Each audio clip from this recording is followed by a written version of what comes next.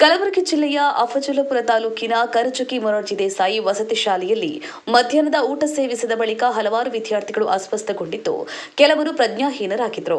ಈ ಘಟನೆಗೆ ಜಯ ಕರ್ನಾಟಕ ಜನಪರ ವೇದಿಕೆ ಕಲಬುರಗಿ ಜಿಲ್ಲೆ ಹಾಗೂ ತಾಲೂಕು ಘಟಕ ತೀವ್ರ ಕಳವಳ ವ್ಯಕ್ತಪಡಿಸಿದೆ.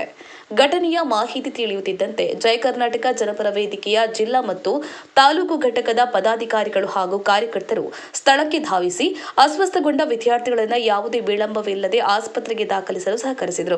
ಅಲ್ಲದೆ ಮಕ್ಕಳಿಗೆ ಅಗತ್ಯ ವೈದ್ಯಕೀಯ ಚಿಕಿತ್ಸೆ ತಕ್ಷಣ ದೊರೆಯುವಂತೆ ಸಂಬಂಧಪಟ್ಟ ಅಧಿಕಾರಿಗಳೊಂದಿಗೆ ಮಾತನಾಡಿ ಚಿಕಿತ್ಸೆ ದೊರೆಯುವಂತೆ ಮಾಡಿದ್ದಾರೆ. ಘಟನೆಯ ಗಂಭೀರತೆಯನ್ನು ಮನಗಂಡು ಸ್ಥಳಕ್ಕೆ ಆಗಮಿಸಿದ ಶಾಸಕರು ಹಾಗೂ ಸಂಬಂಧಪಟ್ಟ ಅಧಿಕಾರಿಗಳು ವಿದ್ಯಾರ್ಥಿಗಳ ಆರೋಗ್ಯದ ಬಗ್ಗೆ ಮಾಹಿತಿ ಪಡೆದು ಪರಿಸ್ಥಿತಿಯನ್ನು ಪರಿಶೀಲಿಸಿದರು.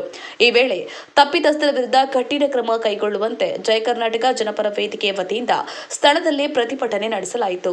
ಘಟನೆಯ ಕುರಿತು ಉನ್ನತ ಮಟ್ಟದ ನಿಷ್ಪಕ್ಷಪಾತ ತನಿಖೆ ನಡೆಸಬೇಕು. ಆಹಾರದ ಮಾದರಿಗಳನ್ನು ಪ್ರಯೋಗಾಲಯಕ್ಕೆ ಕಳುಹಿಸಿ ವರದಿಯನ್ನು ಸಾರ್ವಜನಿಕವಾಗಿ ಬಹಿರಂಗಪಡಿಸಬೇಕು.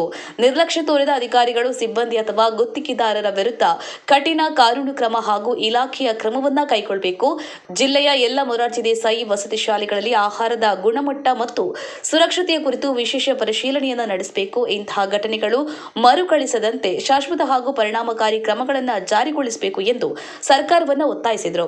ಇನ್ನು ಮಕ್ಕಳ ಆರೋಗ್ಯ ಮತ್ತು ಸುರಕ್ಷತೆಯ ವಿಷಯದಲ್ಲಿ ಯಾವುದೇ ರಾಜಿ ಇಲ್ಲ. ವಿದ್ಯಾರ್ಥಿಗಳ ಹಿತಾಸಕ್ತಿ ಮತ್ತು ಸಾರ್ವಜನಿಕರ ಸುರಕ್ಷತೆಗಾಗಿ ಜಯ ಕರ್ನಾಟಕ ಜನಪರ ವೇದಿಕೆಯ ಹೋರಾಟ ಮುಂದುವರಿಯಲಿದೆ ಎಂದು ಕಲಬುರಗಿ ಜಿಲ್ಲಾ ಅಫಜಲಪುರ ತಾಲೂಕು ಘಟಕದ ಅಧ್ಯಕ್ಷರಾದ ಮುತ್ತು ಕುರಿಮಣಿ ಮತ್ತು ಪದಾಧಿಕಾರಿಗಳು ತಿಳಿಸಿದ್ದಾರೆ.